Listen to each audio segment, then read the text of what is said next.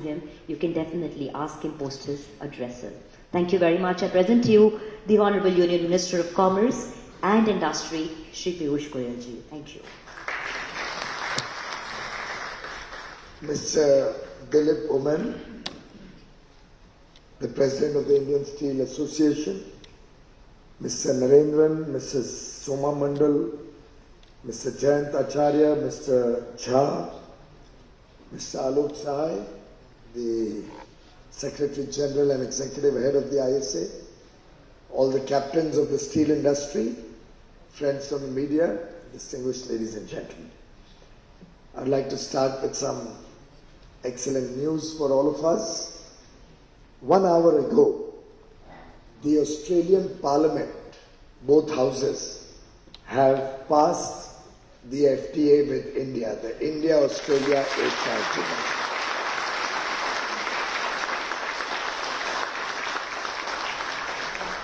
Last night at about 12:43 post midnight, I got the first message from Australia from the Trade Minister that the House of Representatives has passed it. This morning, while I was doing my yoga incidentally, I get the message that the Senate has passed it. And then soon thereafter, about an hour ago, the Honourable Prime Minister of Australia has just now announced that both houses of Parliament have approved the free trade agreement with India. They'll be working on getting their Executive Council's approval. We'll have our Cabinet approval, which are both very much doable quickly. And then the harmonization of codes and customs regime, so that we can enter into force at an early date. My congratulations to all of you and all of Indian industry.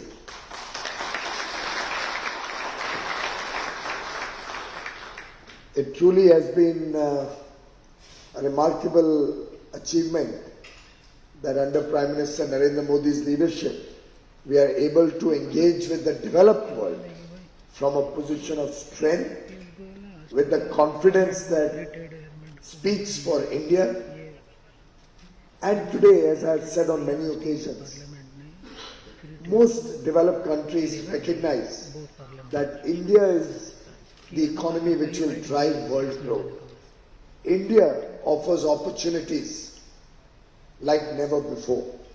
And India probably has the largest delta of growth over the next 25 years in our Amrit Kal, compared to any other geography, any other country, any other region of the world.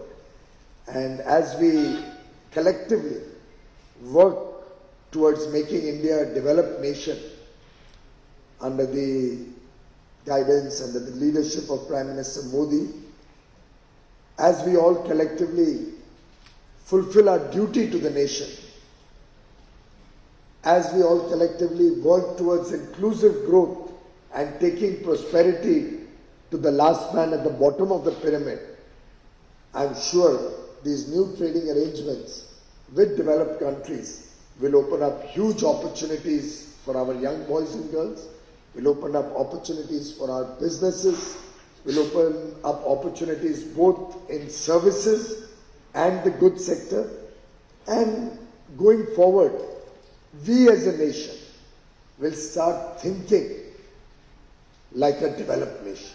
Our mindset will move and we will be able to engage with the rest of the world for the benefit of the people of India, for our country's long-term growth, development and progress and prosperity. I think the steel industry also has a 5% duty in Australia, and I would urge the steel industry to look at capturing new opportunities in Australia. I do not think they have much of an own domestic steel industry. If at all they have any, I don't know whether they have any.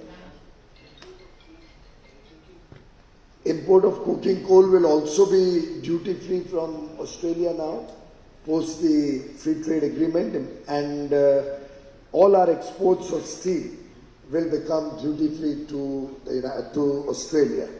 So I wish you and all of you the best in making the best use of this free trade agreement.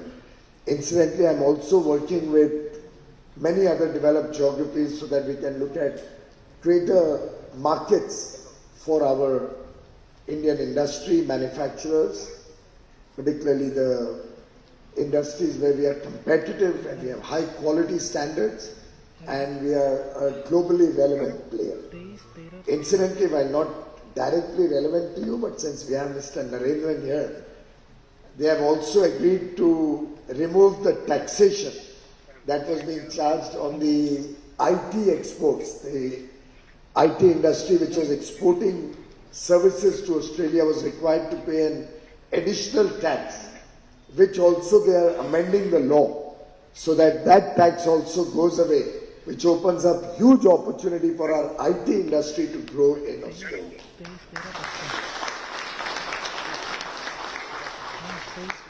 I know that you are relieved with the removal of export duty on various steel and steel products.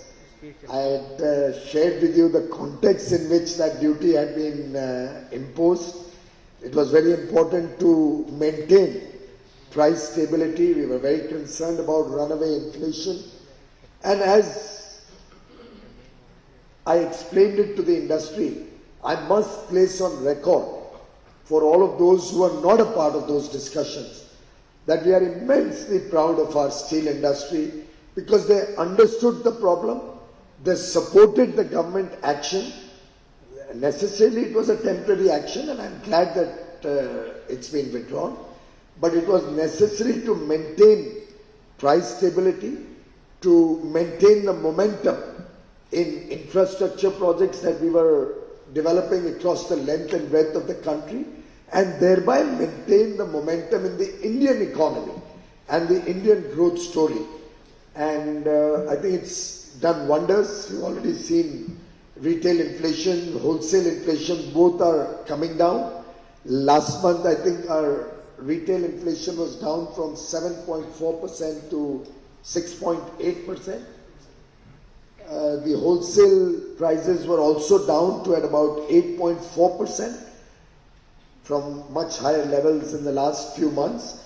And the temporary measure having been withdrawn, you will once again get the opportunity to get back the markets that you are exporting to. I'm sure the Indian steel industry has a very bright future. We have large investments coming in the years to come. I believe significant growth potential exists in the Indian steel business. And while we have about 140 million tons now capacity.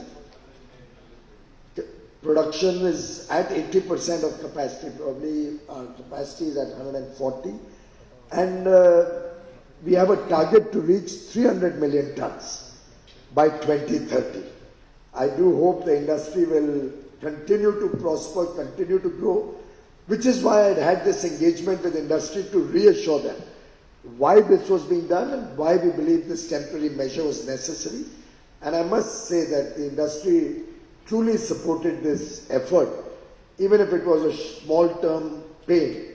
I think it has helped keep the growth momentum and keep the growth story of India intact. And thank you very much for your cooperation and your understanding. We all deeply appreciate it. I must also place on record our appreciation of the remarkable work the industry did during COVID.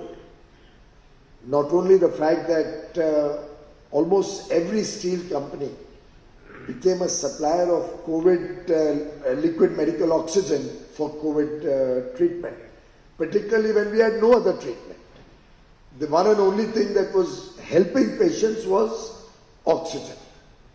And from a position where we were only producing about 750 or 800 tons of liquid medical oxygen per day, thanks to the support of the entire steel industry, big and small, we were able to increase it to nearly 9,000 tons of liquid medical oxygen. A feat unparalleled. Maybe Narendraji, you need to do a little bit of research worldwide. You will find this is unparalleled either during COVID or in the history that such a thing would have happened in any country, where you were able to expand your support to the health sector through liquid medical oxygen nearly 11 or 12x in a short period of time. And we deeply, deeply appreciate many steel companies also curtailing production so that the priority could be given to liquid medical oxygen. Apart from that, you have been major stakeholders of our export earnings. Last year's record exports, both in goods and services, goods at 420 billion, services at 254 billion, collectively at 675 billion, had huge contribution from the steel industry.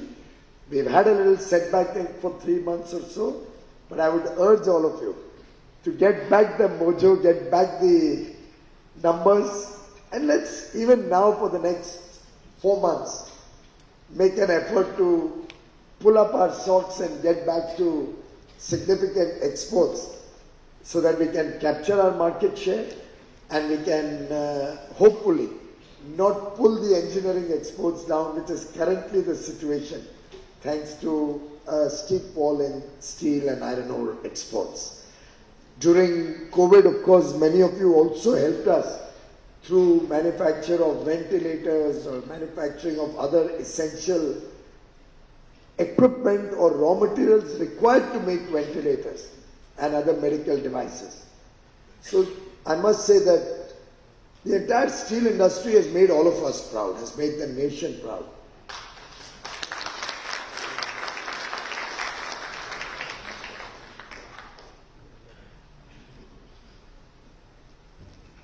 The Honorable Steel Minister and my good friend and colleague Jyotiraditya Scindia ji the other day made a presentation about the plans that you have to create the Make in India label and develop India as a quality supplier of steel, as a brand. I was immensely pleased, immensely impressed by the work done by the Steel Ministry in consultation with all the stakeholders. And as we are working towards developing brand India, I can see that the steel industry is a low-hanging fruit and would probably be first off the block in our integrated effort to create global recognition of India's products and India's quality. Many of our companies are really world-class steel suppliers, amongst the top globally. At least 6 of our companies are amongst the top 30-35 globally. And in terms of costing, in terms of operational efficiency, in terms of quality of produce that you are doing, and in terms of growth, I think India is unparalleled, particularly when it comes to the basic steel and also the value-added products that are being made from steel made by India. The crankshafts or the various products for, let's say, engines and valves and all of that truly are testimony to the quality steel that the steel industry is producing. And I have no doubt that the National Steel Policy 2017, which has already helped us become the second largest producer of steel. We were earlier third, I believe. Fourth. Just like we moved from the 11th largest economy to the 5th and now hope to move forward to the top 3. I'm sure the second largest steel producer will also have big ambitions. 300 million, ladies and gentlemen, is only a pit stop. I don't believe we need to stop there. Of course, we have a major situation or a challenge on coking coal, which is a matter of concern for the industry as a whole. But I do think we now need to look at investments to see what we could do with alternatives. While, as I have understood it from my deliberations with your technical people, so far you do need that coking coal. But I'm sure the way we're finding solutions for almost anything and everything with new polymers or new products coming from petroleum, ultimately coking coal is carbon. I would urge the industry to see if we can look at some significant research, maybe with our IITs, maybe with our Indian Institute of Science, maybe a collective research where industry as a whole jointly participates and then enjoys the fruits of any output, any patent or any new development that comes up. Maybe it could be basis your turnover, your production, your profits. I leave that for all the captains of industry sitting on the days and off the days. But truly, I think it's the need of the hour. We have to find a way to become Atmanirbhar and self-sufficient so that we are not dependent on 2 or 3 countries who have actually held us almost by the neck in the last 1 year or so with very, very high coking coal prices. I would urge you to come up with some framework on this, and I would like to know more about it, and if you can deliberate it today during the day, I would urge you to look at that, because that's probably the biggest pain point today that the Indian steel industry is facing.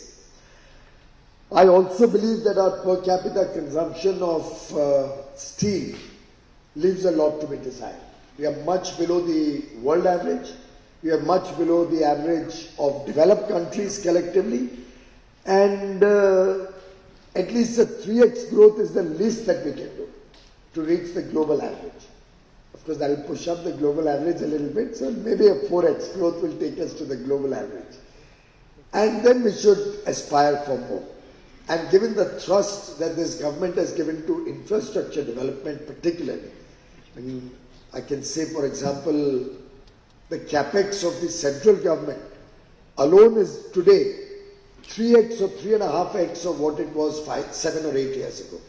The railways capex today is 6x of what it was in 13-14, 6 times. Airports are being built almost every month or maybe even faster. We've seen the airports doubling in the last 8 years.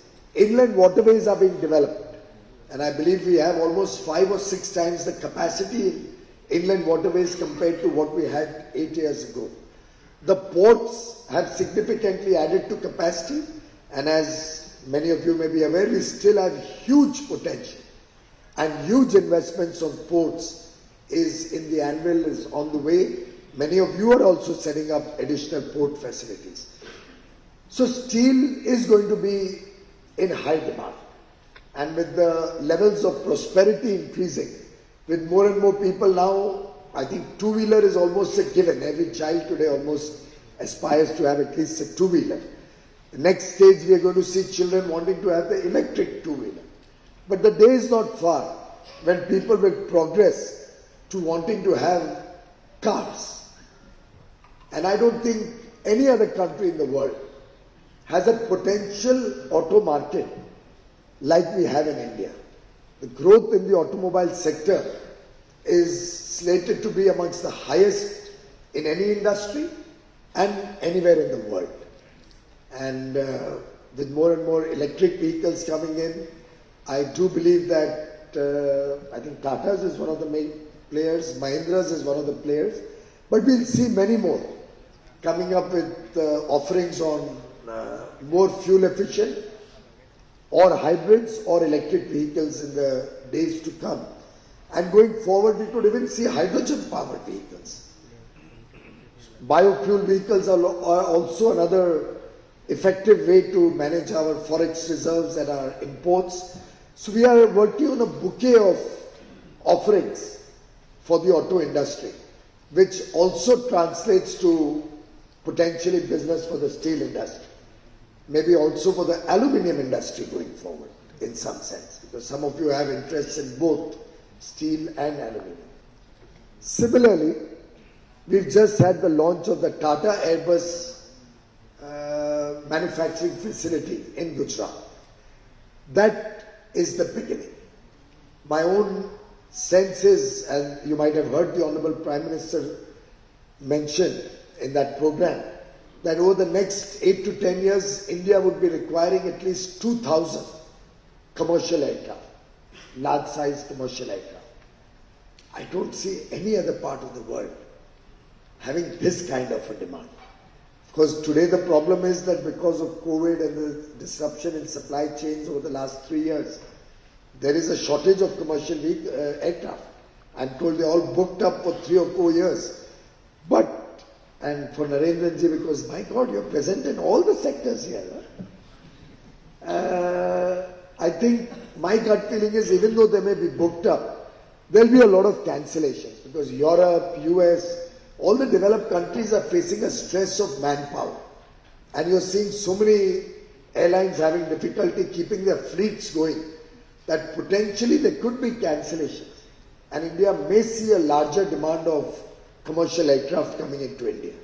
I've already had dialogue with a manufacturer of the smaller planes, which can be useful for our UDAN scheme or to go to the smaller airports. We do hope Airbus, who announced on that program that post they are making the smaller aircraft, they would consider looking at India as a manufacturing base for the commercial aircraft. And I don't think Boeing will be far behind. They're already making engines in India in a big way. I think Rolls-Royce is here or the other company, Lockheed Martin. Lockheed Martin is also doing a lot of R&D in India, but they are all having significant investment plans for India. I'm only sharing all of this with you because I do see there's tremendous potential for the steel industry. The recently launched production-linked incentive is another area where I believe now many of the steel players have participated to make specialty steels and newer grades of steel. But I do hope you will kickstart the process of investment so that we can see faster rollout of the PLI on steel. It's really one of the largest PLIs we have, probably second only to the semiconductor PLI. So I do hope that, or semiconductor subsidy regime. But I do hope that the steel industry will not be found wanting when it comes to investments on additional capacity and newer grades of steel.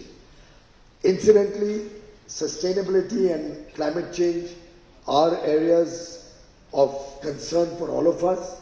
I'm happy that the steel industry has already started working to look at reducing the carbon footprint of the steel that you produce.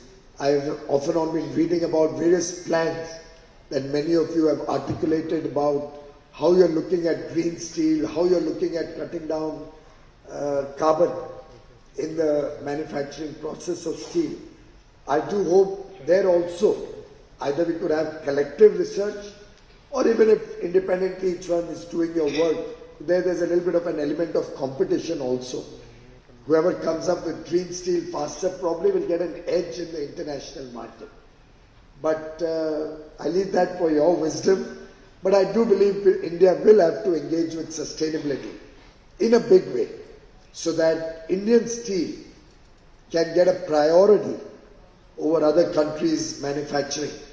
And we can really look to capture bigger and bigger markets and get value for the green steel or the sustainable steel, sustainably produced steel that each one of you plan to make.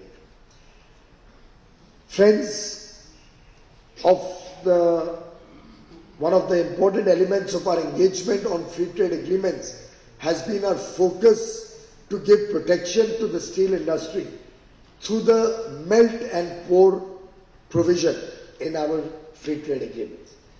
I'm given to understand that used to be an ask of the industry for decades now. Sadly, you are not being heard in earlier years. Many of our FTAs do not have that provision, and we have a very ridiculous situation where other countries are exporting steel to India using the FTA, but officially or unofficially creating roadblocks in the export of steel from India to those nations. It's truly a sign of bad negotiation that happened in earlier years. I can assure you that we are conscious of this reality, both in the UAE and in Australia. In both these FTAs, we have brought in the melt and pour condition so that only steel produced locally in those countries can be imported into India. And I must thank the steel industry for the valuable inputs you have always given us to help us negotiate smarter and better, and also for your support to help us open up markets for other countries, because it's a give and take. Free trade agreement always is a win-win for both countries. But with the protection of melt and pour within the country, I do believe nobody can beat our Indian steel competitiveness. And you will continue to have that edge which you are enjoying today with the removal of duties in those countries on your products. So we are working together, equal stakeholders, equal partners. We are very conscious of our duties towards your industry, and I can assure you that while many other countries which are large manufacturers of steel are facing severe stress, I'm told some large steel mills are almost on the verge of bankruptcy amongst the large producers of steel. We have a huge opportunity in India, both a large domestic market, our cost competitiveness, our ability to remain abreast with modern technologies, the wide range of products that we do, our large markets for downstream industries, our domestic iron ore availability. All of these portend a very good future for the Indian steel industry. I think when we add innovation to your ecosystem, we'll have the entire bouquet within India. And therefore, I wish you very good results in your own efforts to bring newer and newer technologies into play. I believe Tata Steel has a collaboration with the University of Cambridge and are working on an invention of a form of super strong steel called super bainite. Similarly, I'm sure other steel makers in India would also be looking for cheaper or higher quality, stronger and better products which would be useful for defense or for other applications. Let us all work in that spirit of innovating in India, making in India, not only for India and Indians, but for the world. But within that, let us also look at very strong quality control standards, QCOs, so that we don't allow low cost or low quality products into the country, both manufactured in India and internationally. I would urge the large players to bring consensus with the manufacturers of steel at a smaller level than induction furnaces, the electric arc furnaces, or the smaller producers, smaller rolling mills, so that we can truly get high quality steel in the Indian ecosystem. I had got a commitment from the steel industry that you will support our MSMEs and our exporters of value-add engineering products with internationally competitive prices. I do hope this time around you will maintain and fulfill those commitments so that our engineering exports do not get affected. We don't see any runaway rise of domestic steel prices, and we don't allow our small manufacturers to get hurt even post the withdrawal of export duties on your products. I urge the captains of the industry to deliberate on it and work out a mechanism with the EEPC and the MSME sector to continue to handhold them, to support them. Finally, as we enter our Amrit Kal, we also enter into our presidency of the G20. A great opportunity to showcase India's strengths to the world, India's abilities and India's offerings. We'll have a number of engagements, business to business, through our trade and investment working groups, through our ministerial engagements in different areas. I would like to invite the steel industry to be a part of the G20 presidency of India, as Prime Minister Modi unveiled the theme of India's presidency, One Earth, One Family, One Future. I do believe the steel industry is an integral part of our effort to bring the globe closer together, to work in the spirit of partnership, particularly between trusted partners, and let us all work for the prosperity of every single Indian born in India in the future. Thank you very much, ladies.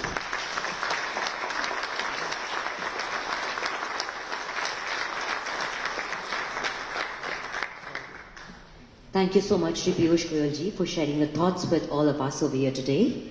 Ladies and gentlemen, as we had started this entire session when Piyush Goyal ji came to address, before that we did tell you all that if you had any questions, you can pose your questions to him. So I'll now open the session to the audience. If you have any questions, please keep it slow. Yeah. Okay, we have a gentleman over there. Please get us your name and you can address your question directly to sir. Good afternoon, Honorable Minister Mr. Piyush Goyal, ladies and gentlemen. My name is Dr. Surya Kumar Singh from JSPL and Suzaino International London. I'm meeting you after 5 years at Rail Bhavan with the Honorable British High Commissioner. You may be remembering that 1 year at that time. My first question is, how to protect, in Make in India concept, we are developing niche products second to none. And we have started selling within the country in last 15 days. We are going to export in a couple of months' time. But Chinese are posing with the inferior materials to the country. How to protect that? Second question is, 9th and 10th, there was a London Business Convention at House of Lords, where a lot of tom-tomming was done that the FTA is going to be signed. When it is going to happen? Thank you.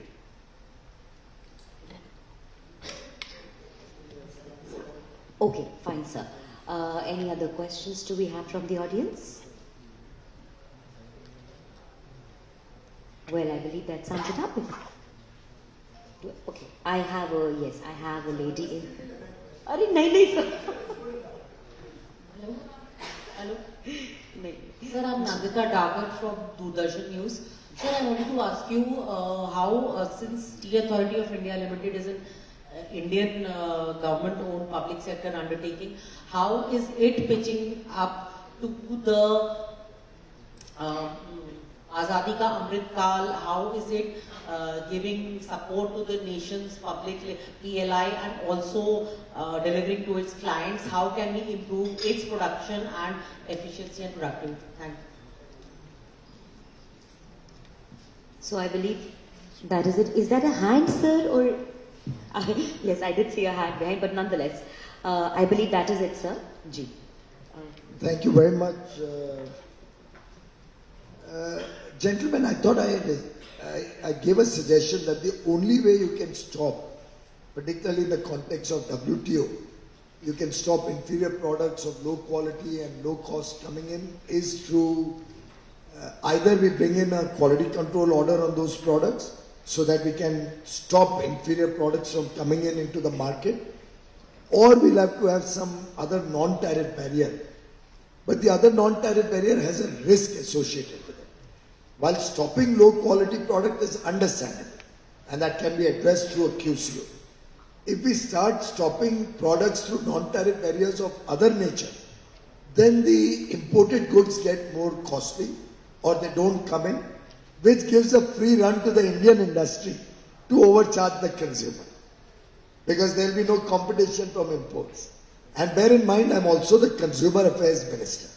I have to protect 141 crore consumers in India. So it's important that consumers also get a fair deal. They get high quality product at the right price. So the way forward, in my humble opinion, is QCOs. Other barriers I am hesitant to put in because it automatically results in the Indian industry jacking up their prices and causing it itself to become uncompetitive. And it hurts consumer interest. But I'm happy to put QCOs. Please discuss with the Steel Ministry. If there's any product where you find import of inferior quality product, we'll give you your full support in consultation with the Steel Ministry. In terms of the India-UK FTA, we are all very well aware it was progressing very fast until we had a little bit of a blip because of political happenings in the other country. Fortunately, we have a stable government, I believe, who's in office now, and I'm already in touch with my counterpart.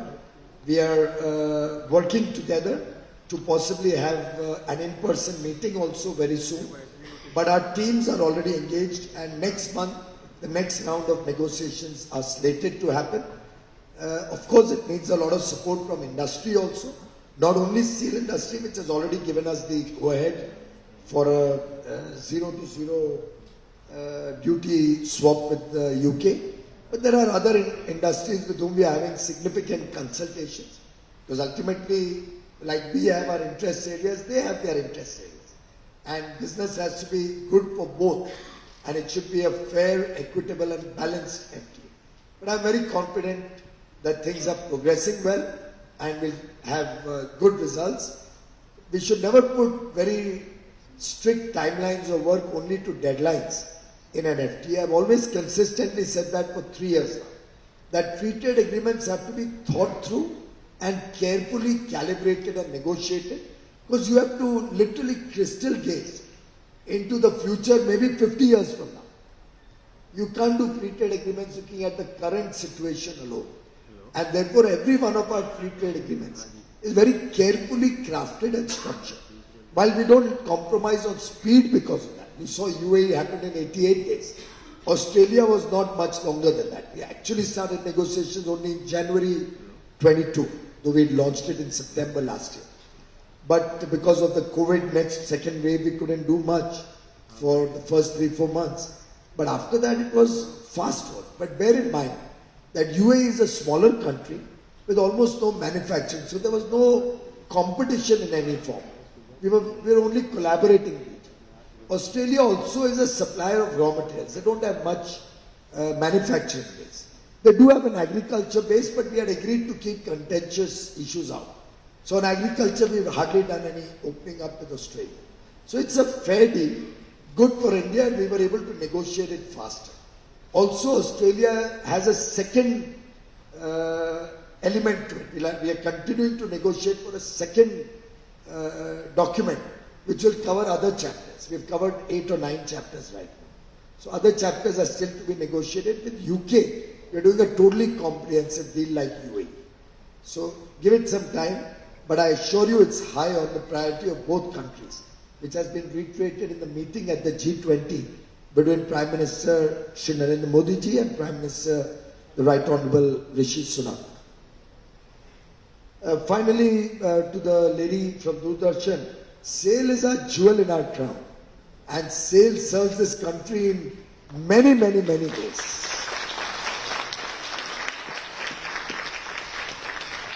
I mean, imagine if there was no TISCO and SAIL when they did start, I don't know how many decades and decades ago. Indian steel industry would not have been where we are. So I think SAIL has played a very, very noble role. They have brought down their debt now almost to near zero levels. 27,000 is not any significant debt for a company of the size of SAIL. So I do believe this is a company which is poised to grow. They have significant investment plans going forward. They have good raw material availability. They have competent skill sets. For example, in the railways, they are the ones who made the most high quality and complex steel rails required for the railways domestically, so that we could become self-reliant and Atmanirbhar. So truly remarkable work happening at SAIL, and every Indian is proud of the work that SAIL is doing. We trust that SAIL will continue to serve the nation. It also has an added responsibility to keep the entire steel industry in check, because as a PSU, as a government body, they can help us maintain price stability and decent prices. So I think it's a very strategic role that they are playing. They help us in our defense requirement in many ways. The entire steel for Vikrant has been supplied by SAIL. So it's an incomparable contribution. And so is the contribution of the rest of the steel industry. Thank you. Ladies and gentlemen, I would like to thank the Honourable Union Minister of Commerce and Industry, Shri Piyush Goyal ji, for allowing us to have this Q&A session and making it happen also. I do hope